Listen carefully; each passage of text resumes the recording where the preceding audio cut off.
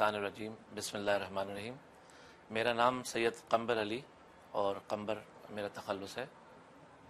میں کراچی کا رہنے والا ہوں اور یہ آرزوئے کربلا مجھے آج کربلا کی سرزمین تک لے آئی ہے۔ سب سے پہلے تو جو جذبہ ہے وہ مولا کا عشق، مولا سے مودت اور مولا کے مصائب جو ہم بچپن سے سنتے آئے ہیں، اس چیز کا دل میں ہمیشہ اشتیاق تھا کہ جو واقعات کربلا جو ہم بچپن سے ہم سنتے آئے ہیں، جو ہمارے ماں باپ نے ہمیں گھٹی میں دیا، اس کی زیارت اپنی آنکھوں سے کی جائے۔ یہ جذبہ ہمیں یہاں لے آیا۔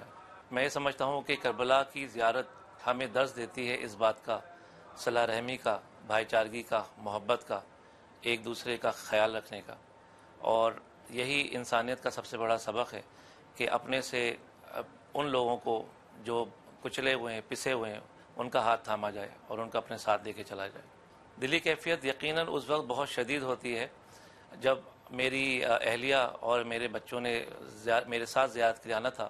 اور میں کسی وجوہ کے بنا پر نہ آ سکا، تو وہ جو لمحات تھے، وہ جو کیفیت تھی میری، وہ ناقابل فراموش ہے۔ مجھے ایسا لگا تھا جیسے میری کوئی ایسے گناہ میرے آڑے آ گئے ہیں جس کی وجہ سے مجھے یہ راستہ نہیں ملا، اور مگر میں خوش اس بات پہ تھا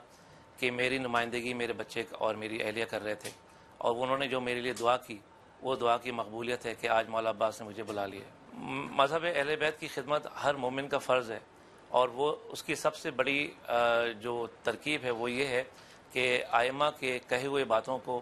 اپنی عملی زندگی میں اس کو عمل کے ذریعے دکھایا جائے، تاکہ جو انسان ہمیں دیکھے اور وہ بلا جھجک کہہ دے کہ یہ محب اہل بیت ہے، یہ اہل بیت کا چاہنے والا ہے، تو ہمارے باتوں سے زیادہ ہمارے عمل سے اہل بیت کی جو تعلیمات ہے وہ جھلکنی چاہیے۔ بلا شبہ کربلا کی یہ موجز نما زمین ہے جہاں پر قدم رکھتے ہی دلی کیفیت اور روحانی کیفیت کا بدلنا لازم ہے، اور میں یہ سمجھتا ہوں کہ جو میں نے خود یہاں پر آ کے محسوس کیا ہے، ایک انقلابی تبدیلی انسان محسوس کرتا ہے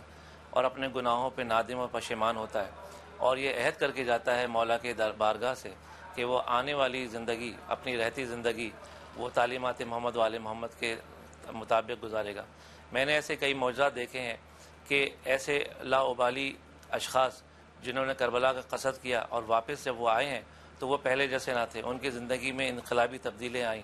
اور ان کی عبادات وہ دیکھنے سے تعلق رکھتی ہیں اور وہ اندر سے تبدیل ہو گئے پورے۔ ظاہر امام حسین علیہ السلام، میں اپنے آپ کو بھی یہ تاکید کرتا ہوں کہ سب سے پہلے اس کا اخلاق بہت بہتر ہونا چاہیے۔ اگر وہ بہترین اخلاق پہلے سے، تو اس میں مزید اضافہ ہونا چاہیے،